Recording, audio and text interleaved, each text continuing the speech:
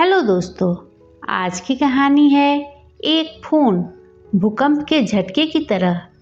सुनीता की जिंदगी उसके पति अरुण और बेटे सोहन के इर्द गिर्द घूमती रहती थी, लेकिन उसकी सास माधुरी जी ने कभी भी उसे पसंद नहीं किया, क्योंकि वो एक नौकरी करने वाली लड़की थी और सोहन के होने के कुछ समय बाद ही उसने नौकरी वापस ज्वाइन कर ली थी। तो कहीं न कहीं वो उसे अच्छी माँ नहीं मानती थी। सुनीता ने भी इस सच्चाई को मान लिया था और वो अपनी ही दुनिया में तब तक खुश थी जब तक उसे अरुण का दुबई से कॉल नहीं आया था। अरुण एक वर्क प्रोजेक्ट के लिए दुबई गया हुआ था और सोहन के होने पर भी नहीं आया था। तो सुनीता उससे नाराज तो थी, लेकिन बहुत समय से वो चिंतित भी थी, क्योंकि उससे कांटेक्ट नहीं हो पा रहा था, जिसकी वजह से उसे एक अजीब सा डर सता रहा था। माधुरी जी को भी बहुत चिंता थी और अब ना चाहते हुए भी दोनों एक ही किश्ती में सवार थी।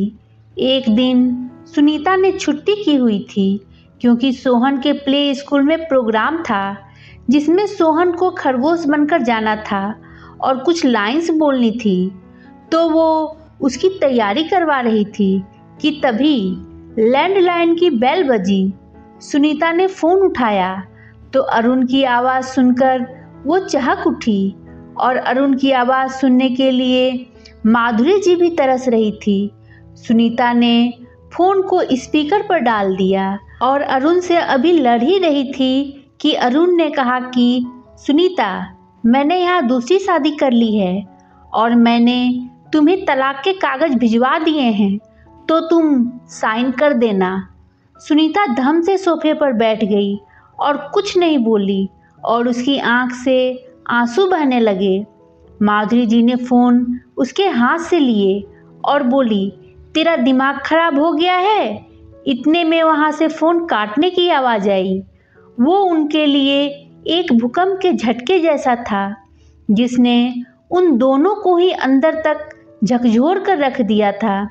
माधुरी जी अपने कमरे में चली गई और रोने लगी और अपनी बेटी सोनी को फ़ोन किया।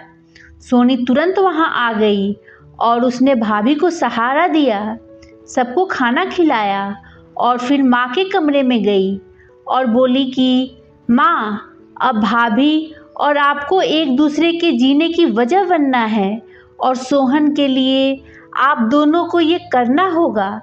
कुछ दिन रहने के बाद सोनी चली गई और माधुरी जी सुनीता के रूम में गई और बोली, बेटा ऑफिस कब जाएगी? अब से सोहन के लिए हमें जीना होगा और उसकी खुशी की आधी वजह मैं बनूंगी और आधी वजह तू। ये सुनते ही सुनीता ने हाँ में सिर हिलाया और जोर जोर से रोने लगी। दोस्तों, आपको क्या लगता है सुनीता को आगे क्या करना चाहिए? कमेंट कर बताइए। कहानी पसंद आई हो तो लाइक शेयर करिए। अगर अभी तक मेरे चैनल को सब्सक्राइब नहीं किया है तो सब्सक्राइब कीजिए। धन्यवाद दोस्तों।